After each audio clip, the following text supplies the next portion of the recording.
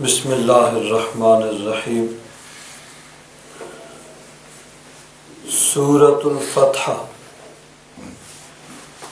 اس کے 2 رکوع مکمل ہو چکے ہیں۔ تیسرے رکوع کا یہاں سے آغاز ہوتا ہے۔ اس سے پہلے ذرا پیچھے کا جو پچھلا رکوع ہے اس پہ ایک نظر دوڑائیں۔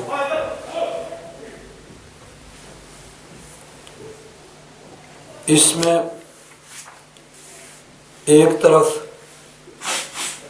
وہ منافقین ہیں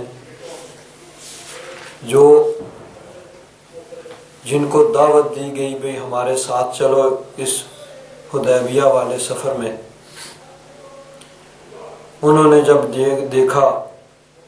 کہ یہ خطرناک مہم ہے، یہاں جان کو خطرہ ہو سکتا ہے،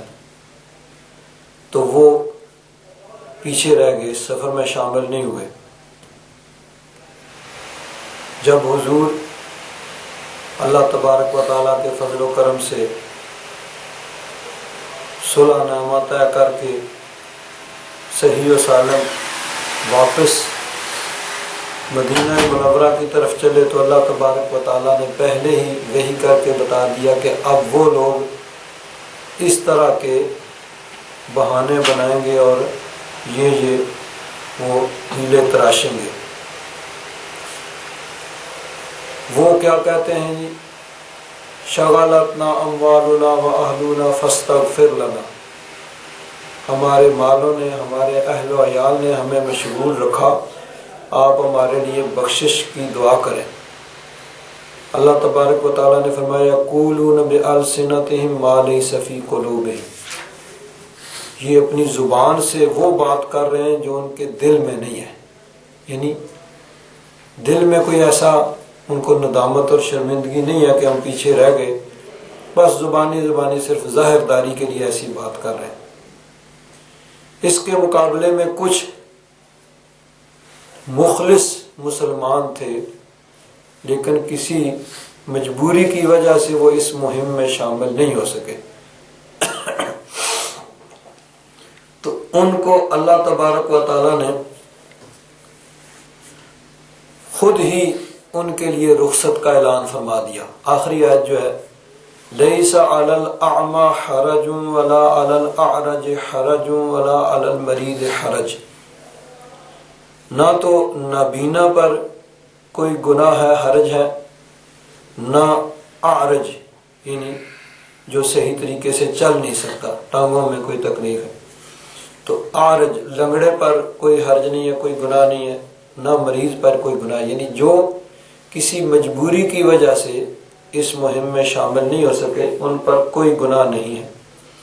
اور اصل بات یہ ہے وَمَن يُطِعِ اللَّهَ وَرَسُولَهُ يُدْخِلْهُ جَنَّاتٍ تَجْرِي مِن تَحْتِهَا الْأَنْهَارُ،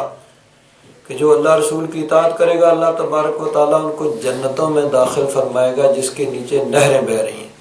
وَمَن يَتَوَلَّ يُعَذِّبْهُ عَذَابًا أَلِيمًا، اور جو روگردانی کرے گا، منہ پھیرے گا، اس کو پھر اللہ تبارک و تعالیٰ دردناک عذاب دے گا۔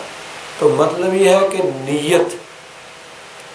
جن کی نیت درست تھی وہ نہیں شامل ہوئے، انہوں نے کوئی عذر گھڑا بھی نہیں، اللہ تبارک و تعالیٰ نے خود ہی ان کی معذوری کا اعلان فرما دیا بھائی ان پر کوئی گناہ نہیں ہے۔ اور جن کی نیت درست نہیں تھی وہ زبان سے دعوے بھی کر رہے ہیں کہ یہ ہو گیا، یوں ہو گیا، ایسے ہو گیا، لیکن اللہ تبارک و تعالیٰ نے ان کے دعووں کو رد فرما دیا کہ یہ جھوٹ بول رہے ہیں۔ تو اصل بات ہوتی ہے دل کی نیت، نیت جب درست ہوتی ہے تو سارے کام درست ہوتے ہیں، اور نیت درست نہ ہو تو بظاہر کتنا ہی اچھا نظر آنے والا عمل ہو اس کا کوئی فائدہ نہیں ہوتا، اور جب نیت درست ہو تو معمولی عمل بھی بڑا کارآمد اور فائدہ مند ہوتا ہے۔ تو یہ جن کی نیت درست تھی ان کی اللہ تبارک و تعالیٰ نے خود ہی ان کی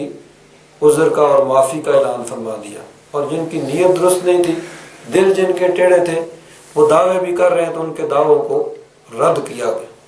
تو سب سے بنیادی چیز ہے کہ انسان اپنی نیت کو درست کر لے نیت درست ہونی چاہیے، صحیح نیت رکھ کے پھر انسان اپنی ہمت کے مطابق جتنا اس میں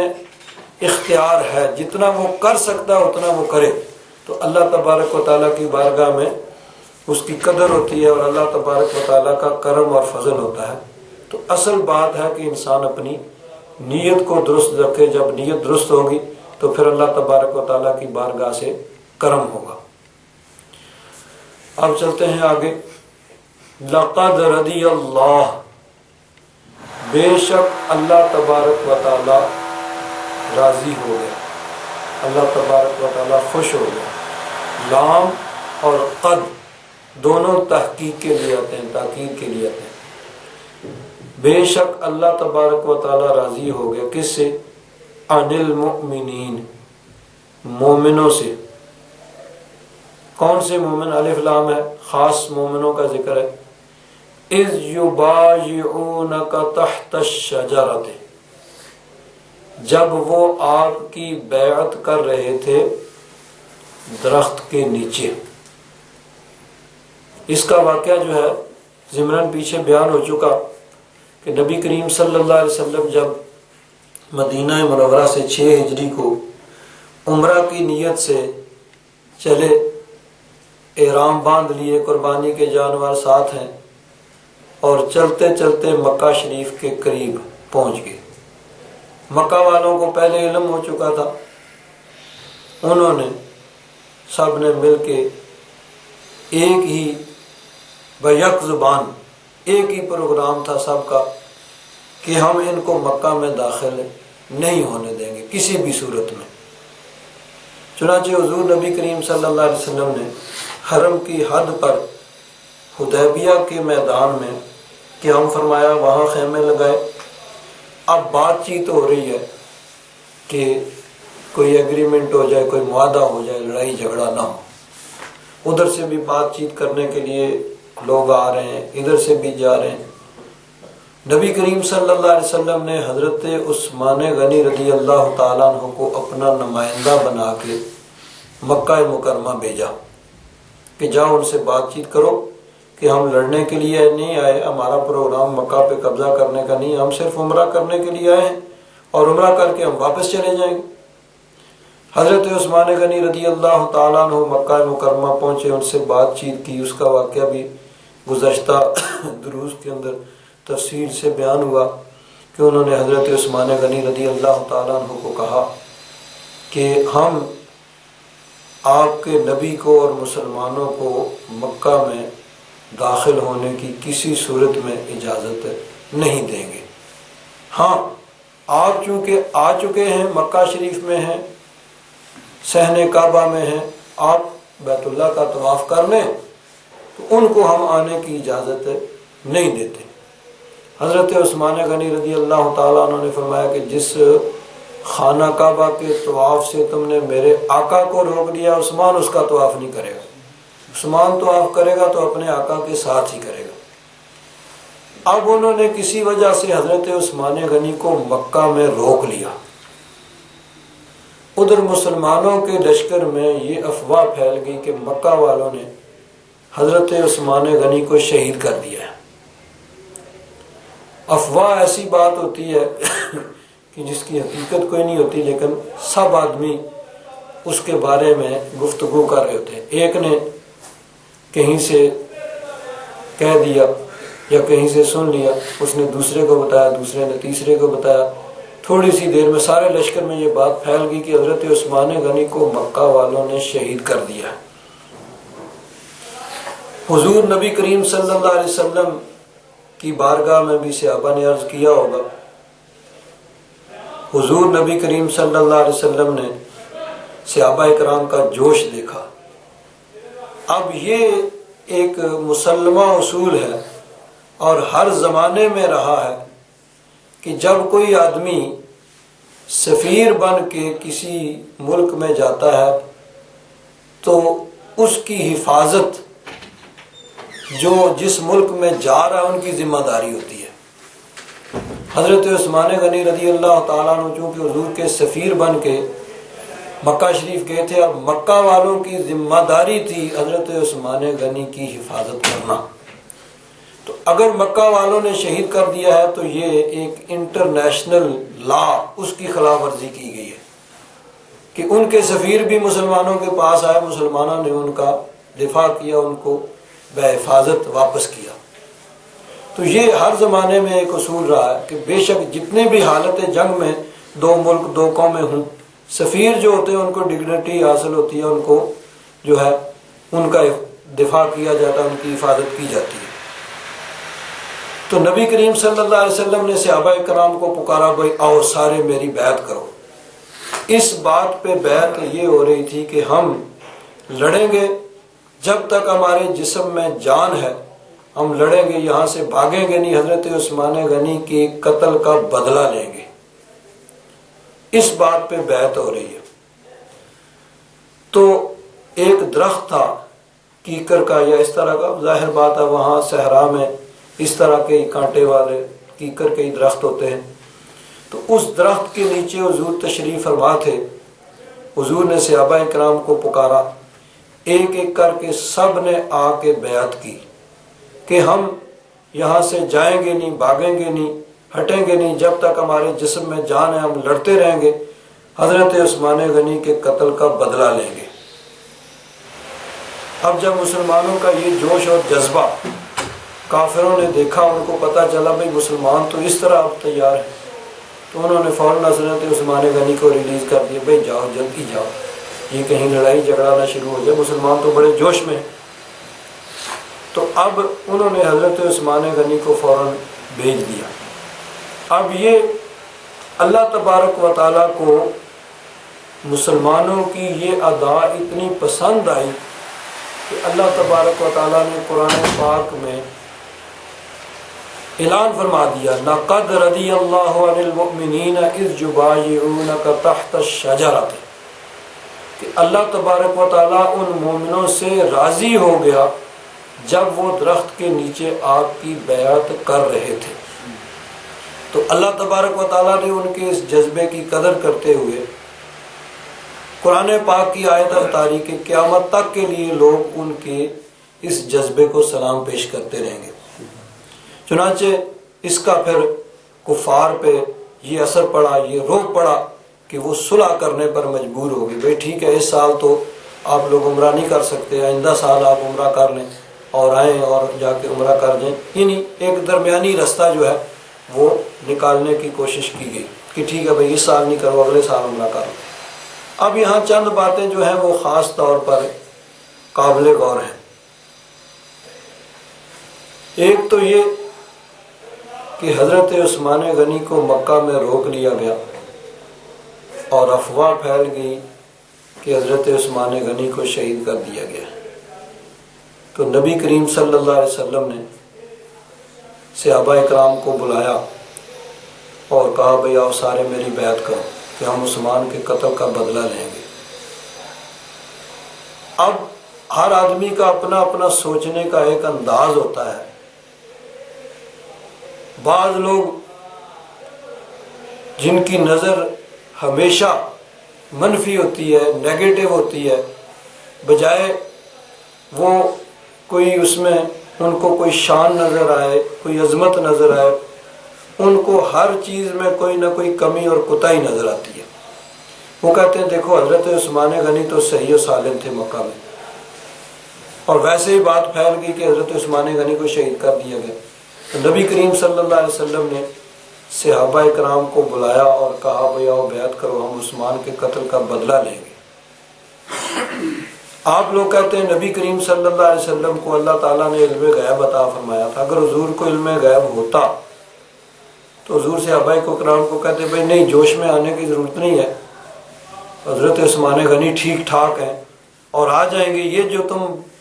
یعنی سنی ہے، جو تم نے یہ خبر سنی ہے یہ جھوٹی ہے، حضرت عثمان غنی کو شہید نہیں کیا گیا اور وہ آ جائیں گے، اس لیے تمہیں جوش میں جذبے میں آنے کی ضرورت نہیں ہے۔ لیکن نبی کریم صلی اللہ علیہ وسلم تو بیعت کر رہے ہیں، اس سے وہ یہ نکالتے ہیں نتیجہ کہ حضور کو غیب کا علم نہیں تھا۔ حالانکہ اگر پوری حدیث پڑھی جائے تو وہیں پہ اس کا جواب بھی موجود ہے کہ حضور نے سارے صحابہ کرام سے جب بیعت کر لی تو پھر فرمایا یہ میرا جو دایاں ہاتھ ہے نا یہ عثمان غنی کا ہاتھ ہے، اور اب میں یہ عثمان غنی کی طرف سے بیعت کر رہا ہوں۔ تو کیا مطلب ہے؟ یہ بتا دیا اب اگر وہ شہید ہو گئے تو پھر ان کی طرف سے بیعت کرنے کا مقصد ہی کوئی نہیں تھا۔ تو یہ بتا دیا کہ یہ جو بیعت کر رہے ہیں یہ صرف تمہارا جذبہ دکھانے کے لیے ہے، اللہ تبارک و تعالیٰ کو تمہاری یہ ادا پسند آئے گی، اور اللہ تبارک و تعالیٰ قرآن پاک میں تمہاری تعریف کرے گا، قیامت تک لوگ تمہاری اس شان کو دیکھتے پڑھتے رہیں گے، اور ان کے دلوں میں ایمانی جذبہ جو ہے وہ ابھرتا رہے گا اور ان کا ایمان تازہ ہوتا رہے گا۔ ورنہ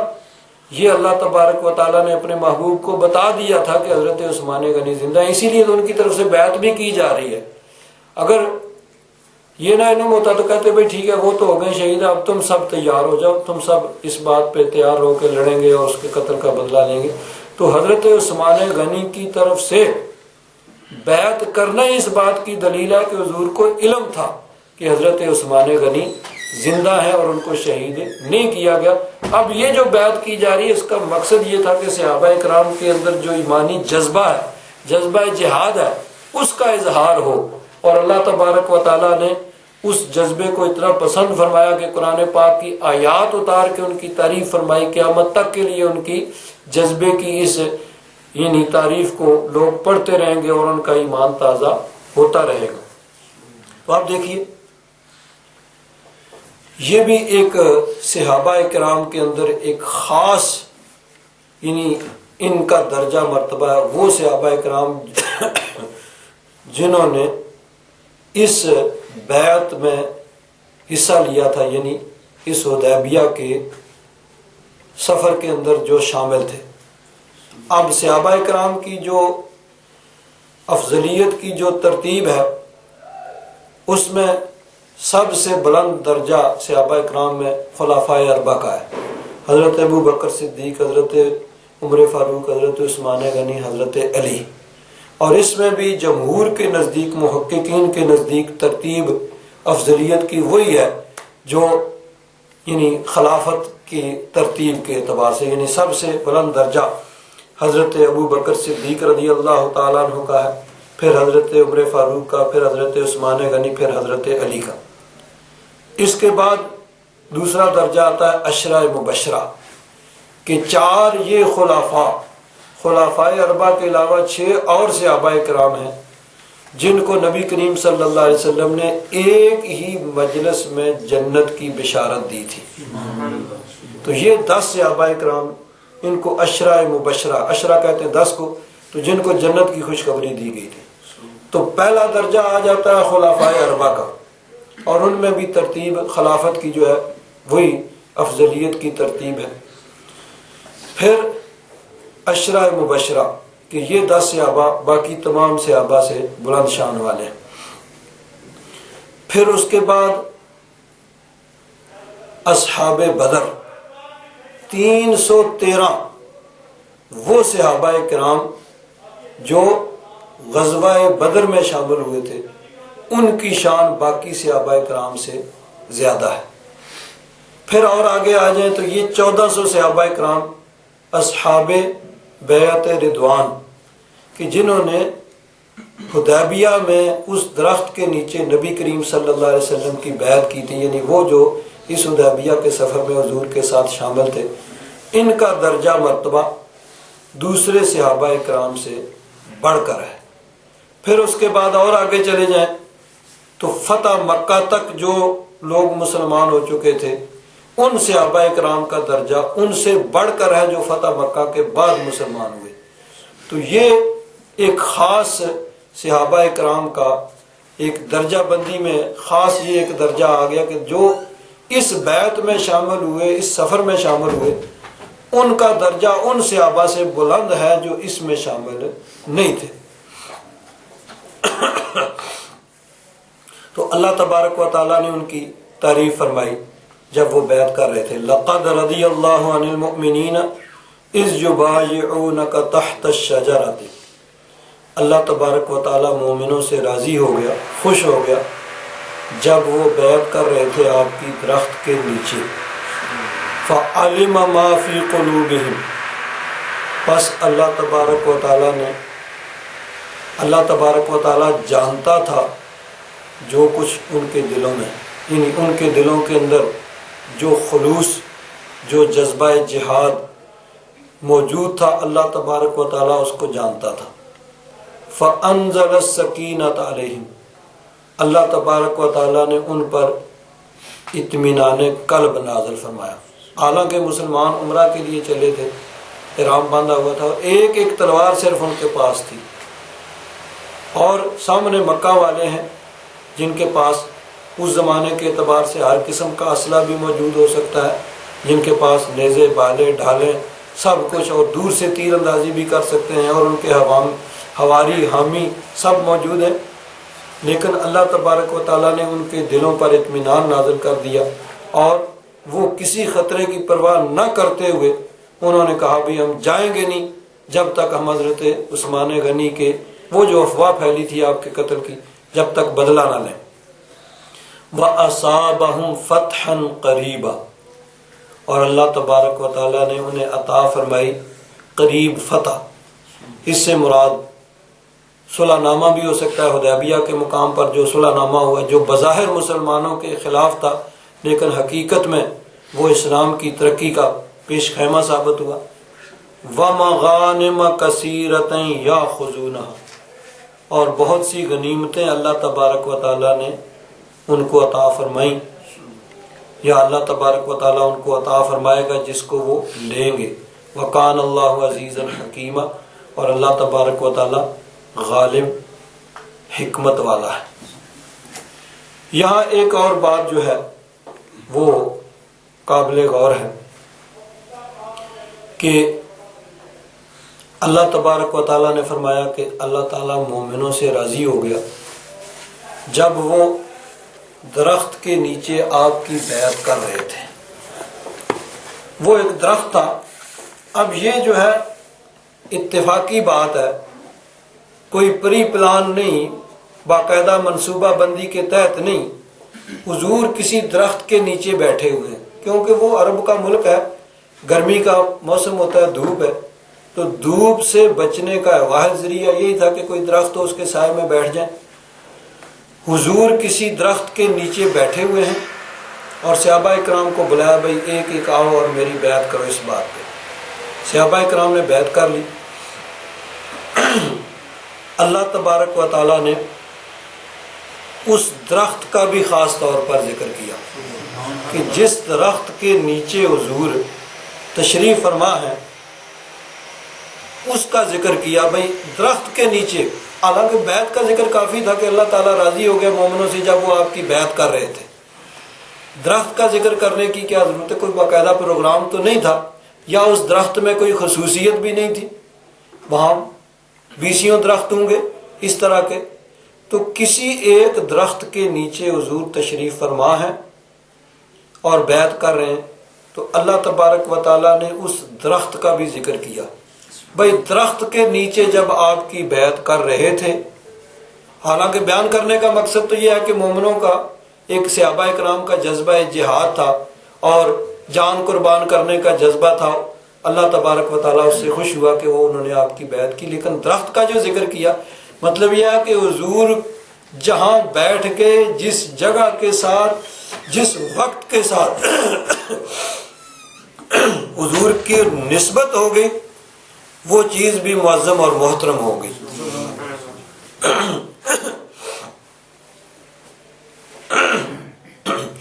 جس درخت کے نیچے حضور بیٹھ گئے، اس درخت کا اللہ تبارک و تعالیٰ نے قرآن پاک میں ذکر فرمایا۔ اب یہاں ایک اعتراض ہوتا ہے، بعض لوگ کہتے ہیں کہ حضرت عمر فاروق نے اس درخت کو کٹوا دیا تھا۔ کیوں؟ اس لیے کہ لوگ اس کی تعظیم کرتے تھے، تو آپ کو یہ خطرہ پیدا ہوا کہ کہیں میں بعد میں لوگ اس کی پوجا و پرستش نہ شروع کر دیں، یہاں لوگ اس کو پوجنا نہ شروع کر دیں، اس کی عبادت نہ شروع کر دیں، اس لیے نہ رہے بانس نہ بجے بانسری، درخت کوئی کٹوا دو، نہ کوئی تعظیم کرے نہ کوئی شرک کرے۔ اب یہ ایسی بات ہے آج کے دور میں کچھ لوگ جن پہ توحید کا ایک بھوت سوار ہے اور ہر بات میں شرک کا خدشہ نظر آتا ہے، ان کو تو گویا ایک ایٹم بم مل گیا کہ کہتے ہیں دیکھو حضرت عمر فاروق نے اس درخت کو کٹوا دیا کہ خطرہ تھا کہ لوگ تعظیم کریں گے اور شرک کریں گے، تو آپ نے شرک کا جو ایک منبع تھا، جو ایک ذریعہ بن سکتا تھا، اس کو ہی ختم کر دیا۔ اور یہ بات حضرت حافظ ابن حجر عسقلانی جو بخاری شریف کے شرح جنہوں نے لکھی ہے فتح الباری، اس میں انہوں نے ذکر کیا ہے، اور یہ بات حدیث جو ہے طبقات ابن سعد کے حوالے سے ہے کہ امام ابن سعد ان کی کتاب کے اندر یہ روایت موجود ہے۔ اب یہ دیکھیے، پہلی بات تو یہ ہے کہ طبقات ابن سعد جو ہے وہ سیرت کی اور تاریخ کی کتاب ہے۔ حدیث کی جو معروف کتابیں بخاری شریف، مسلم شریف، ترمذی، ابو داؤد، نسائی، ابن ماجہ، سیاہ ستہ، اس کے علاوہ باقی جو ہیں ان میں کسی میں یہ روایت نہیں ہے، طبقات ابن سعد کے اندر ہے، اور وہ سیرت کی اور تاریخ کی کتاب ہے، حدیث کی کتاب کے اعتبار سے وہ مشہور اور معروف نہیں ہے۔ اور اس کی روایت جو ہے یہ بزرگوں نے اس کو لکھا ہے اور پوری سند بھی لکھی ہے کہ محمد بن سعد امام، انہوں نے اس کو روایت کیا ہے۔ انہوں نے کہا کہ ہمیں عبد الوہاب بن عطا نے یہ حدیث بیان کی، انہوں نے کہا ہم کو عبداللہ بن عون نے روایت کیا نافع سے، اور حضرت نافع یہ حضرت عبداللہ بن عمر کے غلام تھے، انہوں نے آزاد کیا، اور حضرت عبداللہ بن عمر کی تمام اکثر روایات جو ہیں، نہیں کوئی نہیں ضرورت ہے، انہی سے ہیں، اور یہ حضرت امام مالک کے شیخ ہیں۔ حضرت امام مالک رضی اللہ تعالیٰ عنہ ان کی اکثر روایات حضرت عبداللہ بن عمر کی انہی سے، حضرت نافع کے حوالے سے۔ تو وہ بیان کرتے ہیں کہ لوگ اس درخت کے پاس جاتے ہیں جس کو شجرۃ الرضوان کہا جاتا ہے، اور وہاں نماز پڑھتے ہیں۔ حضرت عمر بن خطاب کو یہ خبر پہنچی تو انہوں نے لوگوں کو سزا کی دھمکی دی اور اس درخت کو کاٹنے کا حکم دیا، سو اس درخت کو کٹوا دیا گیا۔ یہ ہے طبقات ابن سعد کی روایت۔ اب اس کے بارے میں پہلی بات تو یہ ہے کہ یہ جو محدثین جو جرح کرتے ہیں، جو یہ بتاتے ہیں کہ کون سا راوی درست ہے اور کون سا راوی ضعیف ہے، ان سب نے یہ کہا کہ یہ امام محمد بن سعد نے جنہوں سے روایت کی ہے عبد الوہاب بن عطا، وہ ضعیف راوی ہیں۔ کہ راوی کا ضعف کیا ہوتا ہے کہ بعض اوقات ایسے لوگ ہیں جو جھوٹی یعنی روایتیں بیان کیا کرتے تھے، اور بعض ایسے ہوتے ہیں کہ جو نیک متقی پرہیزگار ہوتے ہیں، لیکن یعنی روایت کرنے میں ان کو شبہ ہو جاتا ہے یا ان کو کہیں غلطی لگتی ہے۔ اکثر روایت کرنے میں، حدیث بیان کرنے میں وہ غلطی کرتے ہیں، تو غلطی کرنے کی وجہ سے بھی ان کی روایت جو ہے وہ ضعیف ہو جاتی ہے۔ تو یہ ان کو سوائے ایک کسی محدث کے، باقی صاحب نے کسی نے ان کو جھوٹا تو نہیں کہا، لیکن یہ صاحب نے کہا کہ یہ خطا کیا کرتے تھے، غلطی کیا کرتے تھے، کہ اس وجہ سے یہ روایت جو ہے وہ ضعیف ہوگی، اور محدثین کرام نے اس کو نہیں ذکر کیا۔ صرف امام محمد بن سعد انہوں نے طبقات الکبریٰ جو سیرت کی اور تاریخ کی کتاب ہے اس میں انہوں نے ذکر کیا۔ اب اگر اس پہ غور کیا جائے تو دو تین باتیں جو ہیں وہ یہ ہیں۔ حضرت عمر فاروق رضی اللہ تعالیٰ عنہ، آپ کے بارے میں یہ کہا جاتا ہے کہ آپ نے اس درخت کو کاٹنے کا حکم دیا۔ اور وجہ کیا؟ کہ لوگ وہاں جا کے نماز پڑھتے تھے۔ اب ظاہر بات ہے حضرت عمر فاروق کا زمانہ وہ صحابہ اکرام کا ہی زمانہ تھا کہ حضور کے وصال کے بعد 2.5 سال تو حضرت ابو بکر صدیق کی خلافت ہوئی ہے اور 10 سال حضرت عمر فاروق کی خلافت ہوئی ہے۔ تو وہ صحابہ اکرام کا دور ہی تھا یا بڑے کبار تابعین تھے، تو وہ وہاں جا کے نماز پڑھتے تھے۔ تو اس کا مطلب یہ ہے کہ صحابہ اکرام میں بھی یہ کنسپٹ موجود تھا کہ جس جگہ کی حضور کے ساتھ نسبت ہو اس جگہ کی عظمت دوسری جگہوں سے بڑھ کے ہوتی ہے، تبھی تو وہاں جا کے نماز پڑھتے تھے۔ کوئی آج کے کوئی حضرت مولانا احمد رضا خان تو تھے نہیں کہ وہ جہاں کے نماز پڑھ رہے تھے، وہ سب صحابہ اکرام ہی تھے وہ جو وہاں نماز پڑھتے تھے۔ تو اس میں بھی یہ ہے کہ صحابہ اکرام کے اندر یہ کنسپٹ، یہ یعنی ایک تصور موجود تھا کہ جس جگہ کی حضور کے ساتھ نسبت ہو وہاں نماز پڑھنا دوسری جگہوں سے بڑھ کر ہے۔ اور حضرت عمر فاروق رضی اللہ تعالیٰ عنہ آپ اس درخت کو کاٹنے کا کیسے حکم دے سکتے تھے؟ حالانکہ دیکھیے بخاری شریف کے اندر حدیث پاک ہے، حضرت عمر فاروق رضی اللہ تعالیٰ عنہ خود یہ فرماتے ہیں کہ میں نے 3 باتوں میں اللہ تبارک و تعالیٰ کی اپنے رب کی موافقت کی ہے۔ مطلب یہ ہے کہ حضرت عمر فاروق نے کچھ عرض کیا، کوئی تجویز پیش کی، کچھ مشورہ دیا کہ یا رسول اللہ ایسے ہونا چاہیے، اللہ تبارک و تعالیٰ نے قرآن پاک کی آیت نازل کر کے وہی حکم دے دیا جو حضرت عثمان غنی نے، حضرت عمر فاروق نے مشورہ دیا یا تجویز پیش کی، جو عرض کی۔ تو اب یہ ادب کے طور پر یہ کہہ رہے ہیں کہ میں نے اپنے رب کی موافقت کی۔ اصل تو یہ ہے کہ انہوں نے عرض کی، رب نے اس کی موافقت کی، رب تبارک و تعالیٰ نے اس کے مطابق حکم دے دیا اور اس کے مطابق عمل کرنے کا حکم دے دیا۔ تو ان میں سے ایک یہ تھا کہ حضرت عمر فاروق رضی اللہ تعالیٰ نے عرض کیا، یا رسول اللہ کاش آپ مقام ابراہیم کو نماز پڑھنے کی جگہ بنا لیں۔ حضرت عمر فاروق نے عرض کیا، یا رسول اللہ اس کو ہم نماز پڑھنے کی جگہ بنائیں، مقام ابراہیم کو۔ تو اللہ تبارک و تعالیٰ نے آیت نازل فرمائی، وَاتَّخِذُوا مِن مَّقَامِ إِبْرَاهِيمَ مُصَلًّى، کہ مقام ابراہیم کو تم نماز پڑھنے کی جگہ بنا لو۔ اب کیا ہے مقام ابراہیم؟ کیا ہے؟ وہ پتھر ہے، حضرت ابراہیم علیہ السلام جب خانہ کعبہ کی تعمیر کر رہے تھے تو اب دیواریں بنا رہے ہیں، جب دیواریں قد آدم کے برابر ہو اتنی اونچی ہوں گی کہ اب نیچے سے کھڑے ہو کے ان کے اوپر مزید پتھر نہیں لگائے جا سکتے۔ تو اب آج کے دور میں کیا ہوتا ہے،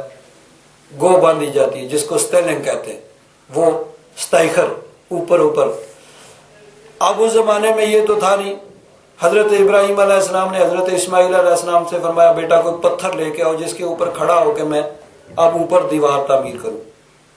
حضرت اسماعیل علیہ السلام ایک پتھر لے کے آئے، حضرت ابراہیم علیہ السلام اس پہ کھڑے ہو کے خانہ کعبہ کی تعمیر کر رہے ہیں۔ اب وہ پتھر تھا تو پتھر، لیکن پتھر دل نہیں تھا،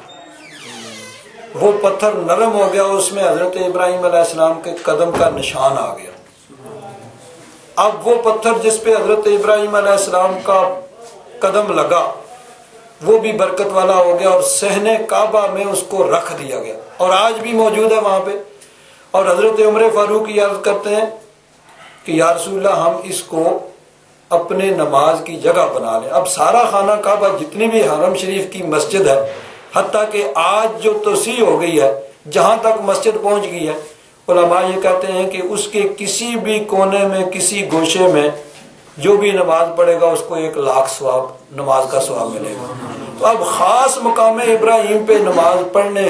کی جو حضرت عمر فاروق نے جو گزارش کی اور اللہ تبارک و تعالیٰ نے اس کا حکم دیا کہ طواف کرنے کے بعد اگر ممکن ہو سکے تو پھر تم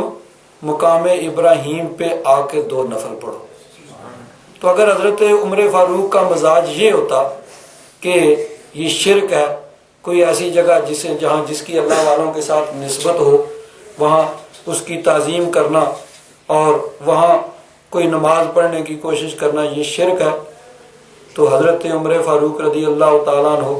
یہ عرض کرتے حضور اس پتھر کو اٹھوا کے کہیں پھینک دیں کہ کہیں لوگ اب تو آپ موجود ہیں، بعد میں مشرک آئیں گے، اور نہیں تو 1400 سال بعد مولانا احمد رضا تو آئیں گے تو وہ شرک شروع کر دیں گے، تو اس لیے آپ اس پتھر کو ہی اٹھوا دیں تاکہ شرک کا جو ہے وہ خدشہ ہی ختم ہو جائے۔ اگر حضرت عمر فاروق کا مزاج یہ ہوتا تو آپ یہ نہ کہتے کہ یہاں نماز پڑھیں، بلکہ کہتے بھئی اس کو اٹھوا دیں کہ کہیں یہ شرک کا ذریعہ نہ بن جائے۔ تو حضرت عمر فاروق تو خود عرض کر رہے ہیں، اور ان کے عرض کرنے پر اللہ تبارک و تعالیٰ نے یہ آیت نازل فرمائی وَاتَّخِذُوا مِن مَقَامِ إِبْرَاهِيمَ مُصَلًّى کہ مقام ابراہیم کو نماز پڑھنے کی جگہ بنا لو۔ تو معلوم ہوا کہ یہ بات کہ حضرت عمر فاروق نے اس درخت کو کاٹنے کا حکم دیا ہے یہ غلط ہے، یہ درست نہیں ہے کہ حضرت عمر فاروق کا یہ مزاج ہی نہیں تھا۔ وہ تو ان جگہوں کو خود نماز پڑھنے کا یعنی کہہ رہے ہیں، حضور کی بارگاہ میں عرض کر رہے ہیں، اور ان کے عرض کرنے پر اللہ تبارک و تعالیٰ نے قرآن پاک کی آیت نازل فرمائی۔ اور ایک اور چیز، یہ روایت اس لیے بھی صحیح نہیں ہے کہ حضرت عمر فاروق نے اس درخت کو کٹوا دیا۔ بخاری شریف کے اندر حدیث پاک ہے، حضرت عبداللہ بن عمر فرماتے ہیں کہ 1 سال کے بعد، یعنی یہ جب حدیبیہ کا معاہدہ ہو گیا، صلح ہو گئی، مسلمان واپس آ گئے، اور معاہدے کے تحت جو ایگریمنٹ ہوا تھا اس کے مطابق اگلے سال یعنی 1 سال کے بعد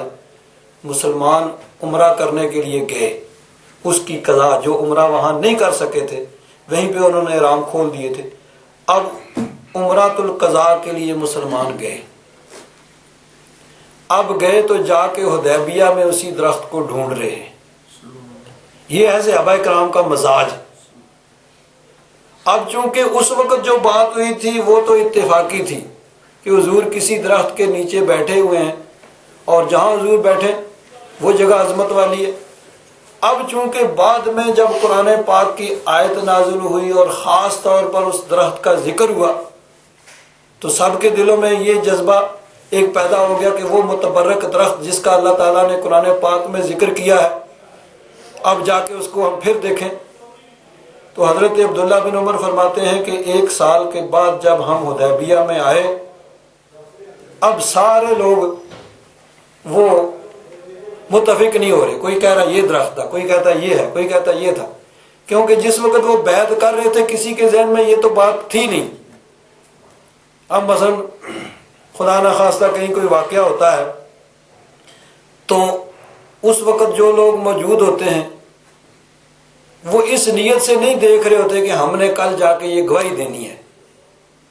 کوئی لڑائی ہو گئی، کوئی جھگڑا ہو گیا، کچھ ایسی بات ہو گئی، تو بعد میں جب لوگ گواہی دیتے ہیں کوئی کچھ کہتا ہے، کوئی کچھ کہتا ہے، کوئی کچھ کہتا ہے، اپنے اپنے علم کے مطابق کہہ رہے ہیں، کیونکہ اس وقت انسان کے ذہن میں یہ بات نہیں ہوتی کہ میں اس نیت سے دیکھ رہا ہوں، اس کو محفوظ کر رہا ہوں کہ کل میں نے جا کے گواہی دینی ہے۔ تو صحابہ کرام کے دل میں تو اس وقت تو کوئی ایسی بات تھی نہیں۔ اب جب قرآن پاک کی آیت نازل ہوئی ہوگی تو پھر لا محالہ سب کے ذہن میں اس درخت کا ایک خاص درجہ مرتبہ، تو اب جا کے وہ ڈھونڈ رہے ہیں 1 سال کے بعد وہ صحابہ کرام جو بیعت میں شامل تھے، جنہوں نے بیعت کی تھی۔ تو حضرت عبداللہ بن عمر فرماتے ہیں ہم میں سے کوئی بھی 2 آدمی کسی ایک درخت کے بارے میں متفق نہیں ہو سکے کہ یہ وہ درخت ہے۔ کوئی کہہ رہا تھا یہ ہے، کوئی کہہ رہا یہ ہے، کوئی کہتا یہ ہے۔ تو اب 1 سال کے بعد جنہوں نے بیعت کی تھی وہ تو متفق نہ ہو سکے کہ کون سا درخت ہے، اور اس کے بعد میں حضرت عمر فاروق نے کس درخت کو کٹوا دیا، جب وہ صحابہ کرام کسی درخت پہ متفق ہی نہیں ہیں، خود بیعت کرنے والے ہی، ان کو ہی نہیں پتہ لگ رہا کہ کون سا درخت ہے، تو پھر کٹوانے کا مقصد کیا؟ تو اب اگر یہ بات، پہلی تو بات یہ ہے کہ بڑے بڑے مفسرین نے اس بات کا انکار کیا ہے کہ یہ واقعہ درست نہیں ہے حضرت عمر فاروق کا اس درخت کو کٹوانے کا۔ چنانچہ بڑے بڑے مفسرین کے نام یہاں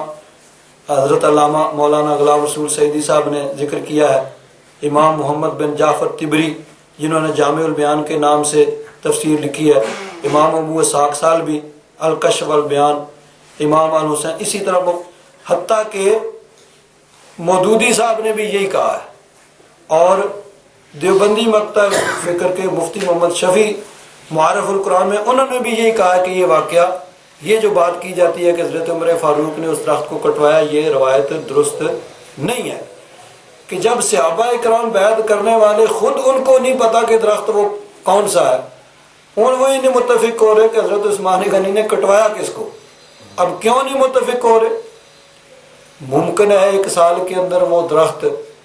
خود ہی گر گیا ہو، لوگوں نے اس کو کاٹ کے اس کے لے گیا ہو کاٹ، تو اب اس میدان کے اندر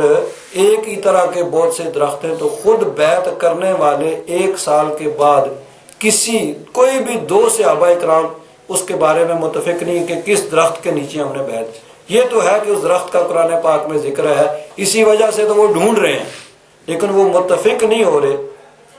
تو اب اگر یہ بات مان لی جائے کہ حضرت عمر فاروق نے اس درخت کو کٹوایا، یعنی یہ تو ہے نا کہ کٹوایا، اب کس وجہ سے کٹوایا یہ آگے بیان کرنے والے اپنی یعنی ان کی یہ تشریح ہے کہ چونکہ لوگ وہاں نماز پڑھتے تھے اور خطرہ پیدا ہوا۔ اچھا، یہ جو روایت ہے نا، اس میں اس کا کوئی ذکر نہیں ہے، اس میں صرف یہ ہے کہ لوگ اس درخت کے پاس جاتے جس کو شجرۃ الرضوان کہا جاتا ہے اور وہاں نماز پڑھتے ہیں۔ حضرت عمر فاروق رضی اللہ تعالیٰ عنہ کو یہ خبر پہنچی تو انہوں نے لوگوں کی سزا کی دھمکی دی اور اس درخت کو کاٹنے کا حکم دیا، اس درخت کو کٹوا دیا گیا۔ اس میں یہ نہیں ہے کہ کیوں اس کو کٹوایا گیا، یہ آگے لوگوں کی اپنی تشریح ہے کہ لوگ کہیں شرک نہ ہو جائے۔ اب اس میں یہ بھی ہو سکتا ہے کہ چونکہ خود صحابہ کرام متفق نہیں تھے کہ کون سا درخت ہے، تو بعد میں لوگوں نے اپنے طور پر کسی درخت کو متعین کر لیا ہوگا، ہاں جی یہ درخت ہے۔ تو حضرت عمر فاروق نے اس لیے کٹوایا، بھائی جب ہم بیعت کرنے والے ہم تو متفق نہیں، ہمیں تو پتہ نہیں ہے، تو تمہیں کیسے پتہ چل گیا کہ کون سا درخت ہے؟ تم خواہ مخواہ کسی ایک درخت کو اپنے طور سے یہ کر رہے ہو کہ یہ وہ درخت ہے، اس لیے اس کو کٹوایا۔ اگر مان لیا جائے، پہلی تو بات ہے کہ یہ بات درست ہی نہیں ہے، اور اگر درست مان بھی لی جائے تو پھر کٹوانے کی وجہ یہ ہوگی کہ ہمیں تو پتہ نہیں ہے جنہوں نے بیعت کی تھی کہ وہ درخت کون سا ہے، ممکن ہے وہ درخت خود ہی گر گیا ہو، لوگوں نے 1 سال کے اندر اس کو کاٹ لیا ہو، تو تم اب بعد میں تمہیں کیسے پتہ چل گیا وہ یہ درخت ہے جس کے نیچے بیعت ہوتی اور تم اس کے بعد؟ تو یہ اس وجہ سے کہ چونکہ وہ درخت متعین نہیں تھا، لوگوں نے اپنے طور پر متعین کیا تھا، اس لیے اس کو کٹوایا ہوگا۔ یہ وجہ نہیں ہے کہ آپ کو یہ خطرہ پیدا ہو گیا کہ لوگ یہاں شرک کریں گے اور یہاں شرک ہوگا، اور شرک کو مٹانے کے لیے اگر شرک کو مٹانا ہوتا تو خانہ کعبہ سے وہ شرک کو مٹاتے، بھائی جہاں بتوں کو یہاں سے اٹھا کے پھینکا ہے اس پتھر کو بھی اٹھا کے پھینک دو کہ بعد میں لوگ شرک کریں گے یہاں پہ آ کے۔ وہ تو خود کہہ رہے ہیں کہ یا رسول اللہ یہاں ہم نماز پڑھیں، اور اللہ تبارک و تعالیٰ نے قرآن پاک کی آیت نازل فرما دی وَاتَّخِذُوا مِن مَّقَامِ إِبْرَاهِيمَ مُصَلًّى،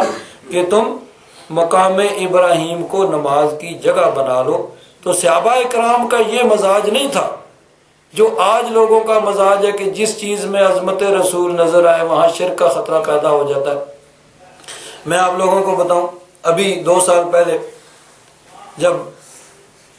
مسجد نبوی شریف میں حاضر ہوا، عمرے کے لیے جب حاضری ہوئی مسجد نبوی شریف میں،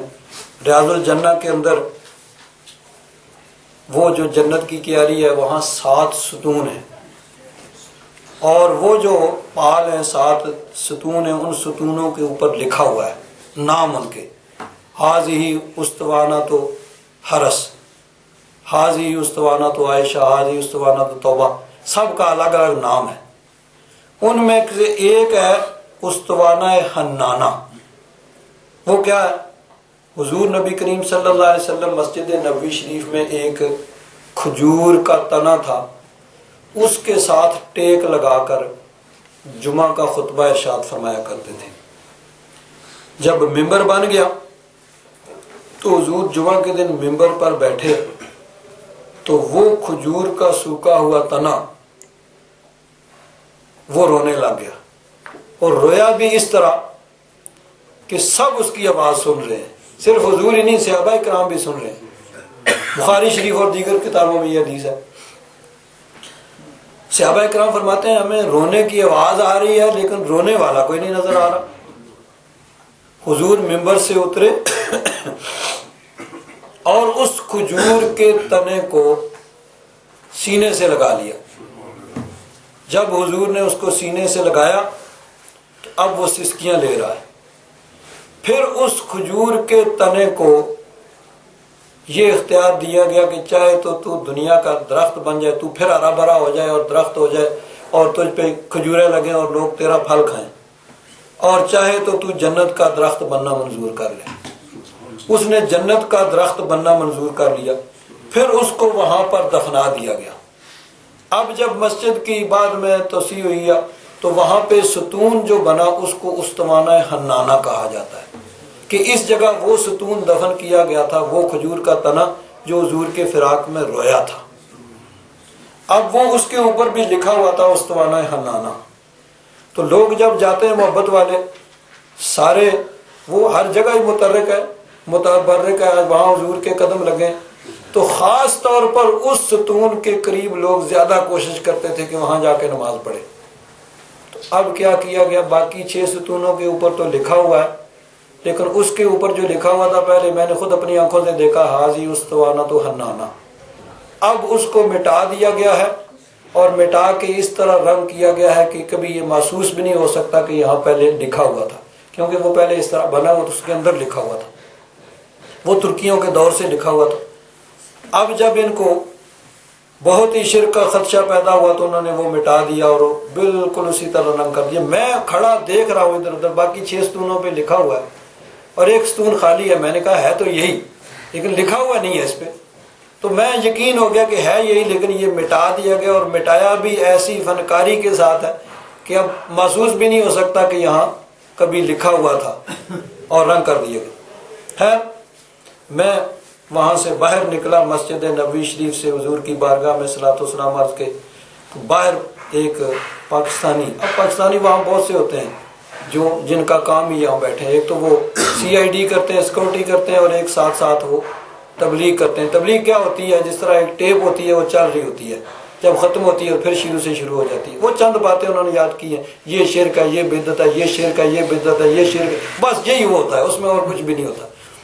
تو وہ ایک آدمی وہاں باہر بیٹھا ہوا ہے، میں اس کے پاس جا کے کھڑا ہوا تو وہ لوگوں کو کہہ رہا ہے یہ شرک ہے، یہ بدعت ہے، یہ نہیں کرنا چاہیے، یہ نہیں کرنا چاہیے۔ میں نے کہا ایک بات بتائیں کہ وہ جو ہے استوانہ حنانہ بخاری شریف میں جس کا ذکر ہے اور جس کے اوپر لکھا ہوا تھا، اب اس کو کیوں مٹا دیا گیا ہے؟ تو وہ آئیں بائیں شائیں ادھر ادھر کی باتیں کرنے لگا، اس کا جواب تو کوئی نہیں تھا۔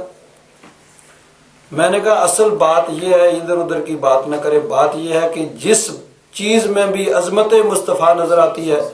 آپ اس کا نشان مٹا دینا چاہتے ہیں۔ اب اس کے پاس جواب نہیں تھا، ایک رنگ آتا تھا ایک جاتا تھا، بڑا ہی شرمندہ ہوا۔ اب یہ مجھے پتہ نہیں ہے کہ اس کے پاس کیا کوئی خفیہ بٹن ہے یا کیا ہے، اتنی بات ہوتی ہے ادھر سے ایک پولیس والا آ گیا، وہ سیکورٹی والا، اور اس کو یہ کہتا ہے اس نے یہ کہا، اس نے کہا، اس نے میرا بازو پکڑ لیا۔ اب اس نے یہ کہا ہے، ہم نے کہا چھوڑو بھائی تمہارا کام ہم اس سے ہاتھ چڑھا کے ہم نے کہا یہ اب یہاں خواہ مخواہ آدمی نئی مصیبت میں پڑ جائے، جو چاہے ایلیگیشن لگائیں، جو چاہیں کہ اس نے یہ کہہ دی یہ کہہ دی، تو ہم وہاں سے پھر چلے گئے، بھائی آپ بیٹھیں اور اپنا کام، یہ ٹیپ چلتی رہے صبح سے شام تک، روزانہ چلتی رہتی ہے اور چلتی رہے گی، یہ شرک ہے، یہ بدعت ہے، لیکن اس کے پاس جواب کوئی نہیں تھا۔ تو جب جواب نہیں ہوتا ہے تو پھر پولیس والوں کو بلا لو، اگر حضور کو یا رسول اللہ کہہ کے پکارا جائے تو شرک ہو جاتا ہے، اور پولیس والوں کو مدد کے لیے بلایا جائے تو یہ تو ہیر ہے۔ جب یعنی کسی بات کا دلیل سے جواب نہیں ہے تو پھر پولیس والوں کو بلا لو، آدمی کو پکڑوا دو، جی یہ شرک ہے، یہ مشرک ہے، یہ شرک کرتا ہے، یہ بادشاہ کے خلاف بولتا ہے، اور یہ یوں کرتا ہے، یوں کرتا۔ تو بات یہ ہے کہ یہ مزاج جو ہے یہ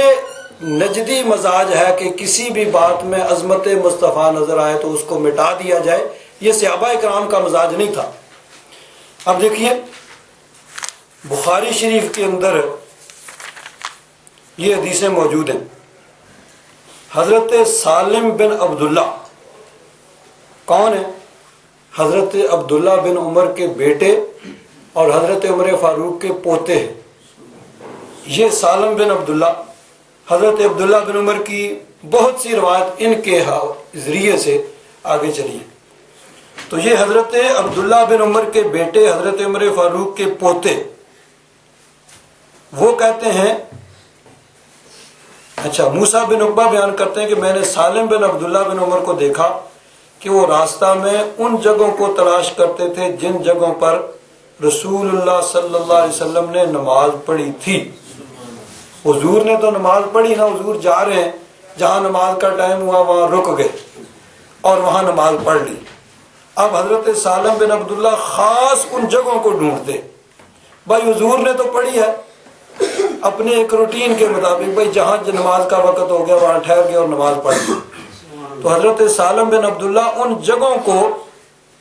یعنی تلاش کرتے تھے، یہ بخاری شریف کے اندر ہے، خاص ان جگہوں کو تلاش کرتے تھے جن جگہوں پہ رسول اللہ صلی اللہ علیہ وسلم نے نماز پڑھی تھی، پھر انہی جگہوں پر نماز پڑھتے تھے۔ اور وہ بیان کرتے تھے کہ ان کے والد حضرت عبداللہ بن عمر بھی ان جگہوں پر نماز پڑھا کرتے تھے جن جگہوں پر انہوں نے رسول اللہ صلی اللہ علیہ وسلم کو نماز پڑھتے ہوئے دیکھا تھا۔ یہ صحابہ کرام کا مزاج ہے کہ بھئی نماز تو کہیں بھی پڑھ سکتے ہیں، لیکن جس جگہ حضور نے نماز پڑھی ہے خاص اس جگہ پہ نماز پڑھنا، کہ یہ جگہ زیادہ برکت والی ہوگی، اس کو حضور کے ساتھ خاص نسبت ہوگی کہ ہاں حضور نے تو اتفاقاً نماز پڑھی، لیکن اب صحابہ کرام خاص اس جگہ پہ نماز پڑھتے ہیں کہ یہ جگہ زیادہ برکت والی ہے کہ یہاں حضور نے نماز پڑھی تھی۔ بلکہ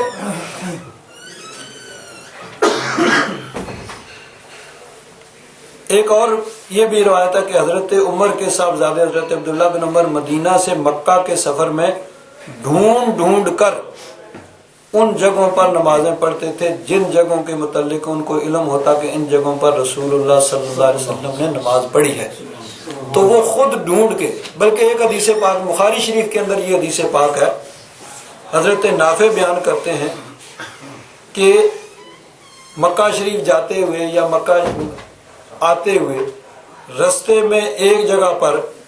نبی کریم صلی اللہ علیہ وسلم نے نماز پڑھی، حضرت عبداللہ بن عمر خاص اس جگہ پہ نماز پڑھا کرتے تھے۔ اب اس جگہ سے تھوڑی سی ہٹ کے ایک مسجد بنا دی گئی، اب مثلا 10 20 40 قدم کے فاصلے پہ مسجد ہے، جہاں حضور نے نماز پڑھی تھی اس سے 10 قدم 20 قدم 40 قدم ہٹ کے وہ مسجد بنی ہوئی ہے۔ تو حضرت نافع فرماتے ہیں حضرت عبداللہ بن عمر اس مسجد میں نماز نہیں پڑھتے تھے، بلکہ مسجد کے قریب اس جگہ نماز پڑھتے تھے جہاں حضور نے نماز پڑھی تھی۔ تو یہ ہے صحابہ کرام کا مزاج۔ آج کے لوگ اگر دیکھتے تو کہتے لو بھئی یہ دیکھو، اس سے بڑا مشرک کون ہے کہ نماز مسجد میں نہیں پڑھ رہے، مسجد کو۔ اب وہ روایت بھی حضرت امام بخاری نے کیا کہ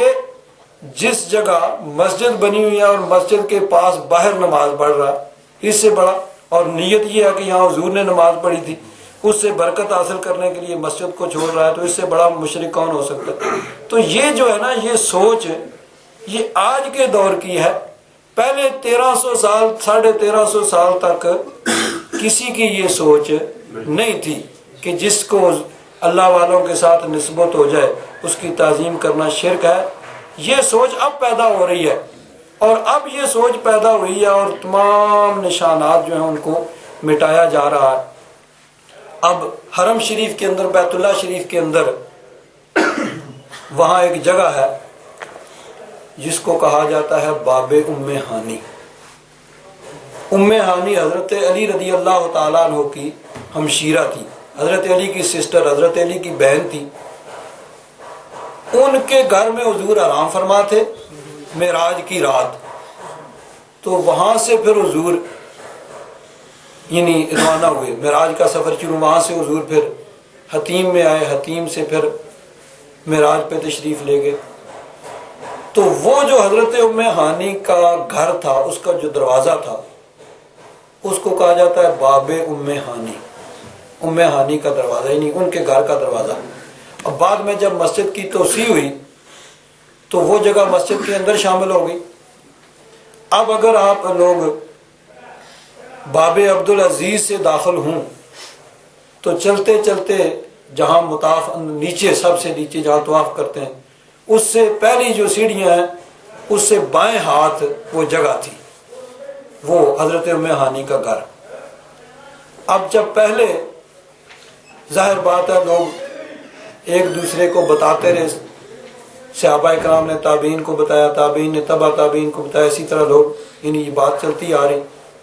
ترکیوں کے دور میں جب تعمیر ہوئی تو پورا جو چار طرف وہ برآمدہ ہے اس برآمدے میں اس جگہ کو الگ بنایا گیا۔ دو ستون ہیں، ان کا یعنی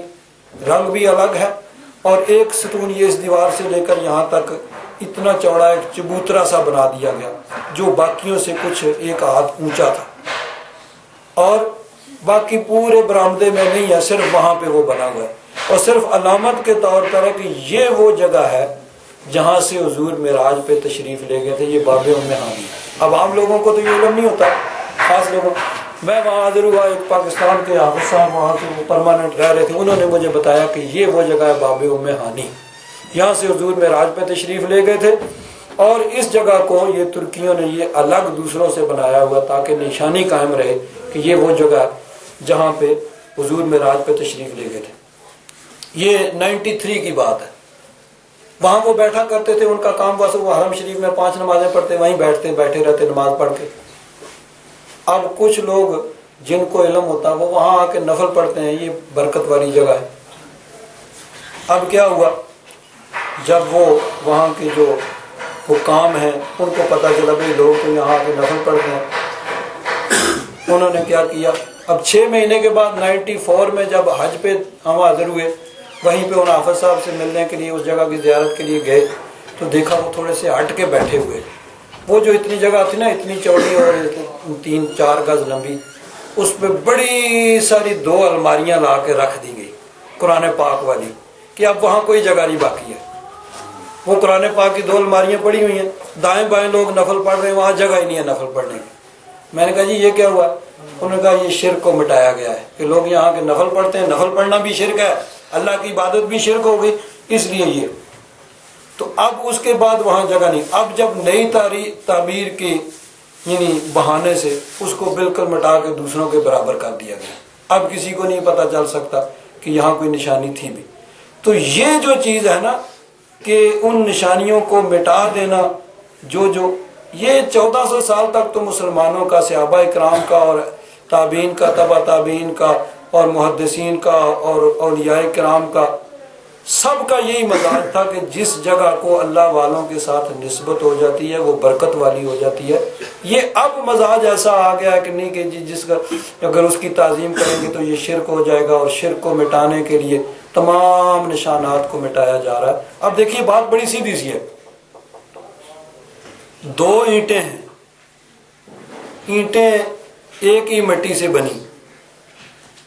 ایک ہی بھٹے میں دونوں پکی، اور ایک ہی ٹرک پہ لاد کے ان کو لایا گیا، مسجد میں لایا گیا۔ 2 اینٹیں ہیں، ایک کو مسجد کے اندر لگا دیا گیا، دوسری کو ساتھ میں ٹوائلٹ میں لگا دیا گیا۔ ایک ہی مٹی کی ہیں، ایک ہی جگہ بنی ہیں، ایک ہی جگہ پکی ہیں، ایک ہی طریقے سے لائی گئی ہیں، صرف فرق کیا ہوا، ایک کو ادھر ٹوائلٹ میں لگا دیا گیا، ایک کو مسجد میں لگا دیا گیا۔ تو جس کی مسجد کے ساتھ نسبت ہو گئی، صرف اس نسبت کی وجہ سے کوئی جوتا پہن کے وہاں نہیں جاتا، اور اگر کوئی جوتا پہن لے تو سب اس پہ اعتراض کریں گے، بھائی تو عقل نہیں ہے، مسجد میں جوتا پہن کے جا رہے ہو۔ اور دوسری جو ہے وہاں جوتا اتار کے نہیں جا سکتے، کوئی جوتا اتار کے جائے تو سب کہیں گے پاگل ہے بھائی۔ تو ہے ایک ہی مٹی کی بنی ہوئی، ایک ہی جگہ پر ہی، صرف نسبت کا فرق پڑ گیا۔ ایک کی نسبت مسجد کے ساتھ ہوگی، وہاں جوتا پہن کے نہیں جا سکتے، اور دوسری کی نسبت ٹوائلٹ کے ساتھ ہوگی، وہاں جوتا اتار کے نہیں جا سکتے۔ تو نسبت کا کتنا فرق ہوتا ہے۔ تو جن چیزوں کی نسبت اللہ والوں کے ساتھ ہے ان کی تعظیم کرنا، یہ قرآن پاک کا بھی مزاج ہے اور حدیث پاک کا بھی مزاج ہے، صحابہ اکرام کا بھی مزاج ہے کہ صحابہ اکرام بھی ان کی تعظیم کیا کرتے تھے، کہ خود حضرت عمر فاروق نے حضور کی بارگاہ میں عرض کی کہ یا رسول اللہ، مقام ابراہیم کو ہم نماز کی جگہ بنائیں، اور اللہ تعالیٰ نے قرآن پاک کی آیت نازل کر کے فرمایا وَاتَّخِذُوا مِن مَّقَامِ إِبْرَاهِيمَ مُصَلًّى کہ مقام ابراہیم کو نماز کی جگہ بنا لو. اب اس میں اور کوئی بھی نہیں ہے، صرف حضرت ابراہیم کے قدم لگے تو اس قدم کے لگنے کی وجہ سے، ورنہ تو پورے حرم میں جہاں بھی نماز پڑھیں گے لاکھ کا ثواب تو ملے گا ہی، لیکن خاص اس جگہ کیونکہ اس کی اللہ والوں کے ساتھ نسبت. اسی طرح دیکھیے ان صفا والمروہ من شعائر اللہ، صفا مروہ جو ہے اللہ کی خاص نشانیاں ہیں. شاعر عام بھی نہیں، خاص نشانیاں. کیوں؟ پہاڑ تو دنیا میں بڑے بڑے ہیں، بڑے بڑے پہاڑ، مکہ شریف میں بھی بڑے بڑے پہاڑ ہیں، لیکن وہ چھوٹی چھوٹی دو پہاڑیاں، ان کو کیوں شاعر اللہ قرار دیا گیا؟ اللہ کی خاص نشانیاں کیوں قرار دیا گیا؟ اس لیے کہ اللہ کی ایک بندی، اللہ کے نبی حضرت ابراہیم علیہ السلام کی بیوی اور اللہ کے ایک نبی حضرت اسماعیل علیہ السلام کی والدہ اور حضور نبی کریم صلی اللہ علیہ وسلم کی جدہ، ان کے وہاں پہ قدم لگے تو اس لیے وہ اللہ کی نشانی بن گئی. ہمارا صفا مروہ اللہ کی خاص نشانیوں میں سے. صرف یہی وجہ ہے نا کہ وہاں ان کے قدم لگے، وہ گئی تھیں، انہوں نے چکر لگائے، تو ان کے قدم لگنے کی وجہ سے وہ جگہ شاعر اللہ بن گئی، اللہ کی خاص نشانی بن گئی. تو جن چیزوں کی اللہ والوں کے ساتھ نسبت ہوتی ہے ان کا اللہ کے ہاں بھی درجہ اور مرتبہ ہوتا ہے، اور ان جگہوں کو اس نسبت کی وجہ سے باقیوں سے ممتاز اور الگ مقام جو ہے وہ حاصل ہو جاتا ہے.